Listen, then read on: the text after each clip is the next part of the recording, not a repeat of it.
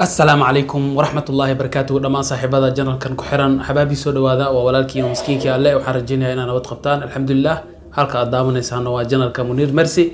xabaabi maanta waxaan rabaa inaan idin soo gudbiyo 8 waxyaabood oo hadii aad sameyso ilaahay risqiga ku waasac kaaga dhigayo waa 8 shay oo hadii aad sameyso ku dadaasho sameentooda oo waqti geliso insha Allah risqiga waasac ku noqonaa barako ayuu ilaahay ku yeelaa waliba risqiga arsaaqada markii lagu siiyo oo ay ku barakoodo yani oo qanaaca ayaa helaysaa oo barakada yani risqi dad badan xoolo haystaan oo intaas malaayiin haystaan hadan aan loo barakeenina jiraan marka 8 shay oo waxa idin sheegi doonaa muuqaalkan aad ku daawan doontaan hadii aad sameyso risqiga ilaahay waasac kaaga dhigayo kuna barakeenayo kan ugu horeeyo waa ducada inaad ilaahay yani wax weydiisato ilaahay inaad baryado oo baryadiisa aad ku dadaasho inaad istighfaartiisa iyo laabashadiisa aad ku celceliso midka ugu horeeyo waa ducada kan labaad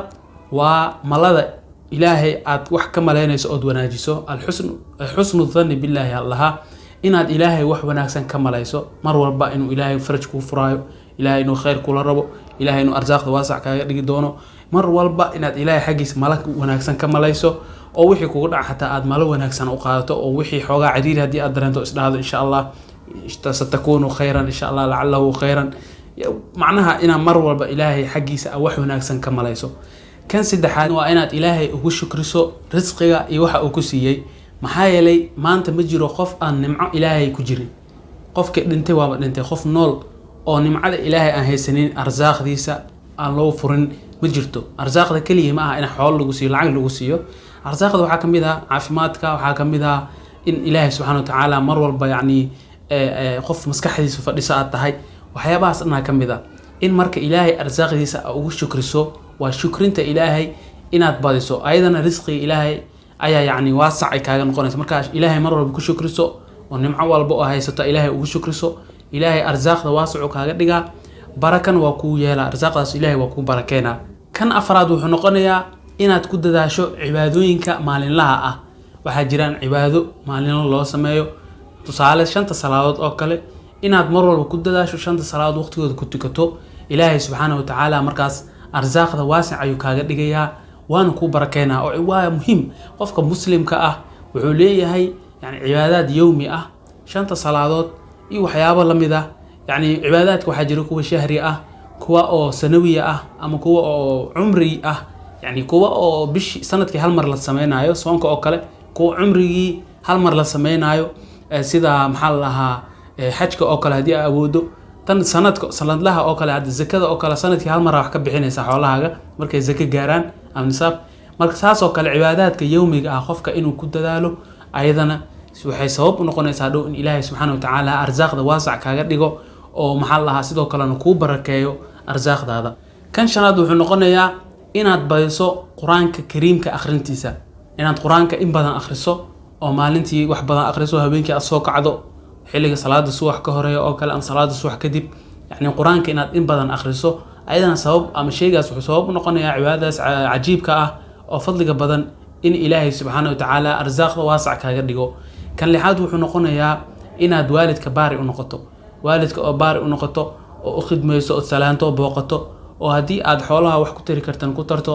hadii aad yani waxaysanina aad booqasho iyo salaan iyo wixii ku darsan u sameeyso ayadana waxay sabab waa sheyga lixaad oo ilaahay subhanahu wa ta'ala arsaaqda waasac kaaga dhigayo kuna barakeenayo waa muhiim qofka in waalidkiisa intay nool yihiin uu baari u noqdo ka duceysto oo yani maxal laha waqtigiisa iyo noloshiisa iyo umrigiisa wax ka siiyo maxay yeelay ayaga ku dhalay ayaga ku soo barbaariyay mar walba ayaga yani duruufahaaga la soo socday oo maxal laha adoo intaan ka yaro oo ka liita ay ku soo garab qabteen marka intaan nooshahay inaad u faa'iideen baari u noqoto oo kaalmeyso taageerto oo maxal laha hadii ay waayeeliyihiin aad yani aadan ka dheeraanin oo waqti badan aad la qaadato waa muhiim ayadana in marka sheygaas lixaad oo waalidka in baari loo noqdo waa sheyga yani ugu muhiimsan is dhihi karo maanta dadka bulshada uu ka maqan yahay ayadana arsaaqda ayuu ilaahay subhanahu wa ta'ala waasac kaaga dhigayaa arsaaqdan waa lagu barakay kan toddobaad wuxuu noqonayaa